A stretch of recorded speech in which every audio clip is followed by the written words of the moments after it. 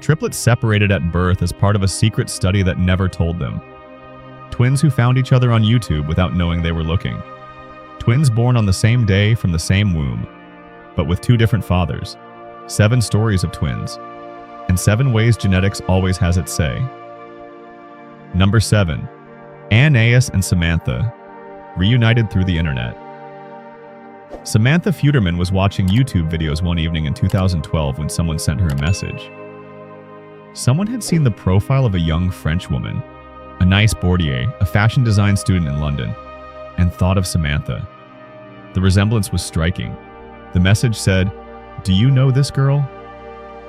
Samantha didn't know her, but she looked. And something about the face she saw on the screen was not unfamiliar to her. They were both born in South Korea, both adopted as babies. Anais grew up in France, Samantha in the United States. They had the same face, the same birth date, the same hometown. They didn't know each other existed. DNA tests confirmed what their faces were already saying. Identical twins, separated at birth, placed with families on 2 different continents. What makes their story particularly striking is the timing. They grew up at a time when global communication didn't yet exist on this scale. If they had been born 20 years earlier, they probably would never have found each other. It was the internet, a message from a stranger, a video, a profile, that did in a few seconds what adoption networks hadn't done in 25 years. They documented their reunion in a film, Twinsters. They discovered similarities in the way they spoke, moved, reacted, built separately on 2 continents in 2 different languages. Genetics had kept something, and the internet made it visible. Stay tuned. What comes next is even more powerful. Number 6. Paula and Elise, the guinea pigs who never knew. They were separated as part of a study. Their adoptive families weren't informed. The little girls weren't either, of course. Researchers at the time had decided that placing identical twins in different environments would make it possible to measure the respective roles of genetics and environment in human development. A scientific protocol, a legitimate question, and children used as subjects without consent. Paula Bernstein and Elise Shine had been separated at birth in New York in the 1960s and placed with 2 different adoptive families. They found each other as adults. Elise had begun researching her biological origins, and the process led her to Paula. Their first meeting is described in their joint book, Identical Strangers, with a precision that conveys what it's like to look at someone for the first time and see your own face. What struck them most wasn't the physical resemblance. They expected that. It was the details. The way one finished the other's sentences, the same favorite movies, the same emotional reactions to the same situations. Parallel constructions produced by entirely separate lives. The study that had used them, conducted by researchers in New York, was still partly confidential when they discovered it. The records were only partially opened in 2007. The full scope of the protocol, how many other pairs had been separated, under what conditions, with what results, remains incompletely known. Paula and Elise built a relationship. They wrote together. And they asked a question to which science has not yet provided a satisfying ethical answer. What do we owe to human beings we use to answer our own questions? Number 5. Howard and Doug. The details that shouldn't have matched. Howard Barak and Doug Rausch didn't know they were twins. They had been separated at birth and adopted by 2 different families who didn't know each other. Each grew up thinking they were an only child, with their parents, their habits, their life built independently of the other. When they were reunited as adults in the context of the Minnesota Twin Study, one of the most important studies of twins reared apart, researchers began documenting what they observed. The similarities weren't just physical, they were behavioral in details that 2 separate lives shouldn't have produced identically. The same food preferences, similar ways of organizing their living space, comparable sleep habits, career choices that followed similar directions. The Minnesota Twin Study had been specifically designed to measure this kind of convergence, to determine what proportion of human behavior is inscribed in genetics rather than shaped by environment. Howard and Doug became one of its documented examples. What their story says about the nature versus nurture debate, that debate developmental psychology has never fully resolved, is precise in its formulation. 2 different environments, 2 childhoods with no contact, and behaviors that converge in details that chance alone cannot explain. Science says genetics weigh more heavily than once believed in shaping personality. Howard and Doug, separated and reunited, are the most concrete demonstration of that. Two men who didn't know each other, and who functioned like parallel versions of the same person. Number 4. Eddie, David, and Robert. The secret study that broke 3 lives. 1. New York. Robert Shaoran arrives at university for his first week. Strangers approach him in the hallways. People he's never seen slap him on the back, smile at him, call him Eddie. He doesn't understand. Then someone tells him, "You have a twin brother who was here last year. His name was Eddie Galland." Robert makes contact. Eddie arrives. They stand before the same living mirror. Then a journalist covering their story receives a call. Another boy, David Kelman, saw the photo published in the newspaper. It's him too. They were triplets. Eddie Galland, David Kelman, Robert Shafran, born in 1961, separated at birth, placed in 3 different adoptive families from carefully chosen social backgrounds. A poor family, a middle-class family, an affluent family. The variables had been calibrated. It was a study, conducted by researchers in New York, without informing the adoptive families, without ever telling the children. The researchers had followed them, observed them, tested them at regular intervals for years. They had collected the data. The 3 brothers found each other. They opened a restaurant together. They became a human interest story the press loved. The lost triplets, reunited, happy. Then questions about the study began, and what the answers revealed changed the nature of their story. Eddie Galland suffered from severe mental health issues. He committed suicide in 1995. His surviving brothers spent years trying to access the study's archives, to understand what had been done to them, what had been found, why no one had ever said anything.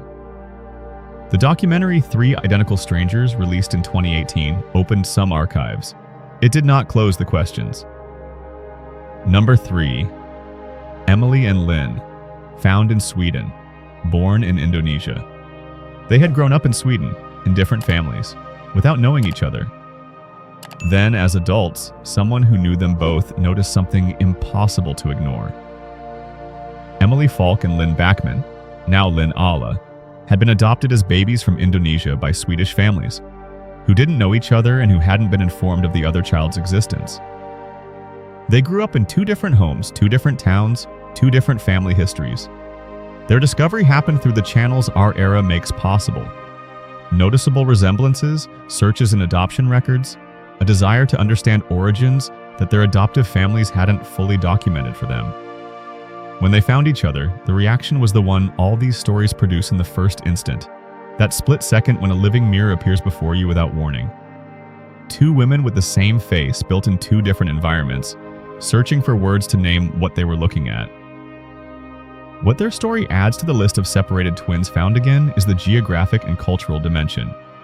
They had both left their country of origin as babies, gone through the same international adoption process, and landed in the same country, Sweden, in 2 families that had no connection to each other. The coincidence of the final destination is what made their reunion possible. If one had been adopted in Germany, France, or elsewhere, they probably would never have found each other. Emily and Lynn rebuilt their bond gradually, with the caution of 2 adults discovering each other from scratch, without the shared history that sisters raised together would have built. Number 2. Michelle and Lavinia. Twins, but not from the same father. They were born the same day, from the same womb. They were twins. On their birth certificates, in the eyes of their family, in everything their shared life had produced. Then a DNA test decades later revealed something no one had thought to look for. Michelle and Lavinia Osborne did not have the same biological father. This phenomenon has a medical name, heteropaternal superfecundation. It occurs when a woman releases 2 eggs in the same cycle, and those 2 eggs are fertilized by 2 different men during 2 separate acts of intercourse close together in time. The 2 embryos develop simultaneously. Same uterus, same gestation, same delivery. 2 babies, 2 biological fathers, And without a DNA test, no visible sign of this reality. Documented cases in the medical literature are extremely rare. In humans, estimates suggest a few cases per year worldwide, and many are never discovered because no one thinks to run that test on twins. Michelle and Lavinia discovered it as adults, under circumstances that the details of their case don't fully specify. What the discovery produced between them, two women who had grown up knowing they were twins, and who discovered a biological truth their entire lives hadn't prepared them to integrate, is something the words positive DNA test don't capture. They remained twins. They had shared a womb, a birth, a childhood. What they had lived through together was real. Biology had just added a layer of complexity to an identity they thought they knew. Number 1. Sun Yi and Liu Yan, 30 years and a social network. And here is the one that closes this list, the most recent, the most digitally modern in its means, and perhaps the one whose reunion speed says the most about what our era makes possible, things none of the previous ones could yet imagine. Sun Yi and Liu Yan were Chinese, separated at birth under circumstances that China's adoption history produces, a one-child policy, families that couldn't keep two children, separations that happened without complete documentation and without certainty of reunion. They grew up apart, for 30 years, each without knowing the other existed. Then one of them posted something on Douyin, the Chinese TikTok, an ordinary video, a face inside an algorithm. The algorithm did what algorithms do. It suggested that content to people likely to be interested. One of those people watched the video and saw a face that looked like someone she knew. She shared it. The circle widened. And somewhere in that network of shares, the video reached the other.